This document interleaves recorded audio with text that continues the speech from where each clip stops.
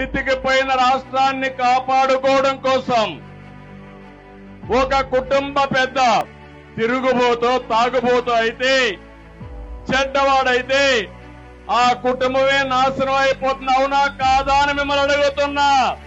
అదే ఒక రాష్ట్ర పెద్ద అంటే ఒక ముఖ్యమంత్రి ఒక విధ్వంసకారుడైతే, ఒక అవినీతి పరుడైతే, ఒక సైకో అయితే ఆ రాష్ట్రం ఏమవుతుంది తమ్ముళ్ళు అని మిమ్మల్ని అడుగుతున్నా. 4 సంవత్సరాల 10 నెలలు రాష్ట్రాన్ని సర్వనాశనం చేశాడు.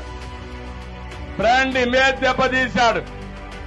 ఇవన్నీ చేసి ఏదో ఇంటర్వ్యూలో మాట మాట్లాడుతూ నేను చాలా హ్యాపీగా దిగిపోతా, నాకేం నష్టం లేదు అని మాట్లాడే పరిస్థితికి వచ్చాడు.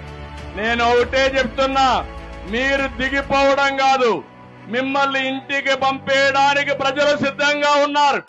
కదలిరా కదలిరా